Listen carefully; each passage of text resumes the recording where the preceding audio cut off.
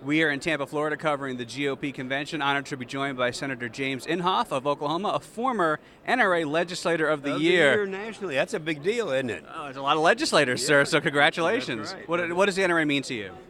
Well, it means the Constitution. It means our freedoms. It's the very essence of our freedoms. They go after that first, and then others follow.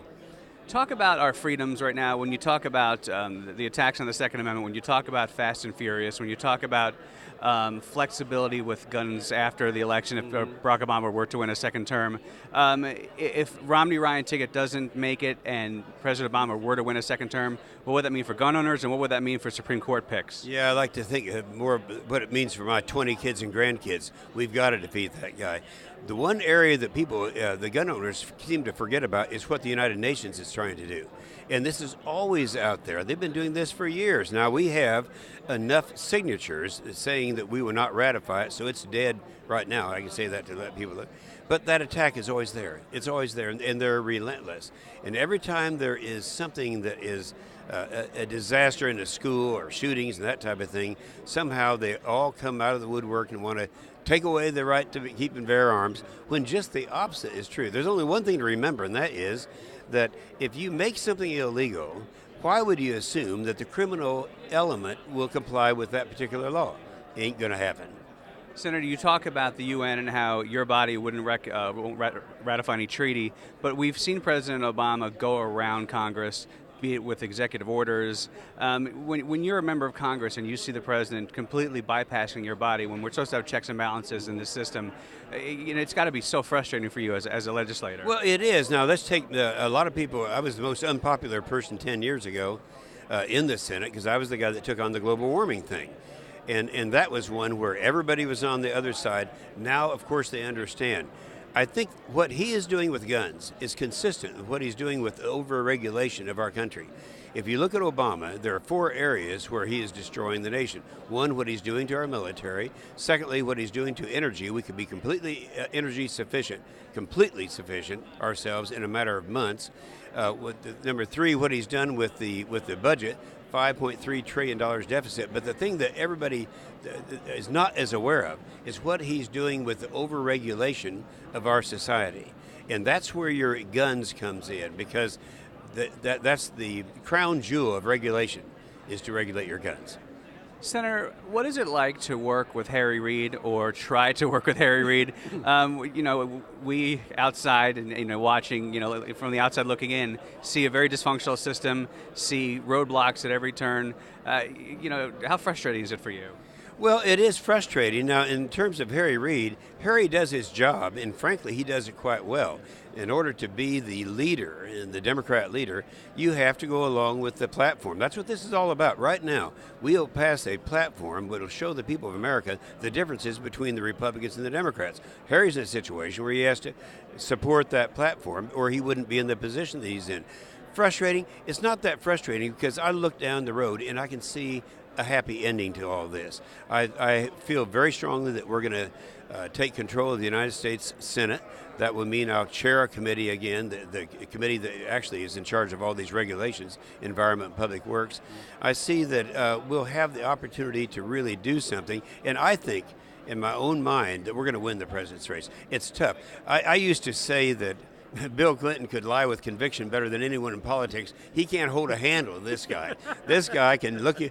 Let me just tell you as an example. He keeps saying over and over again, we only have 2% of the reserves and we use 25% of the fossil fuels. We can't drill our way out. That's just an outrageous lie, and he knows it. But he keeps saying it over and over and over again.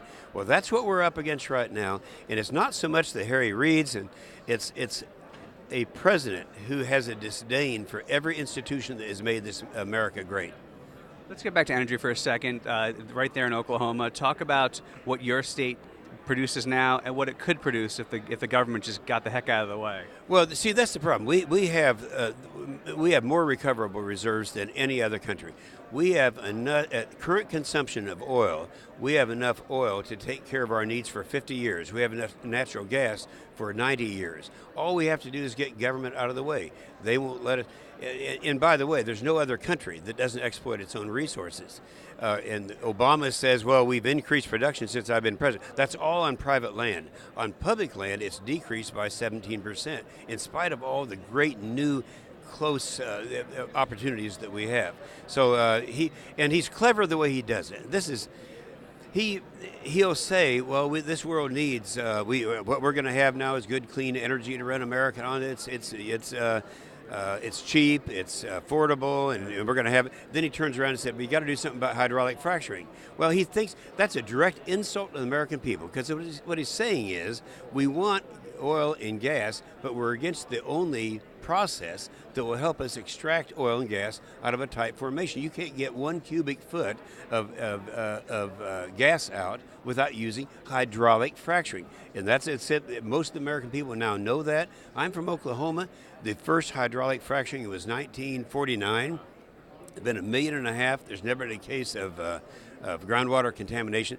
So I think in my state of Oklahoma, we haven't felt this kind of recession, semi-quasi recession that we've had in this country because of the energy that we're developing there, and that could be true all over America. I'm looking right now at the races in states like New York, Pennsylvania, Ohio, Indiana, Illinois, Missouri. These are strong coal or oil and gas states, and I really believe that his attitude to kill fossil fuels will be the very thing that will help the Republicans win all of those states.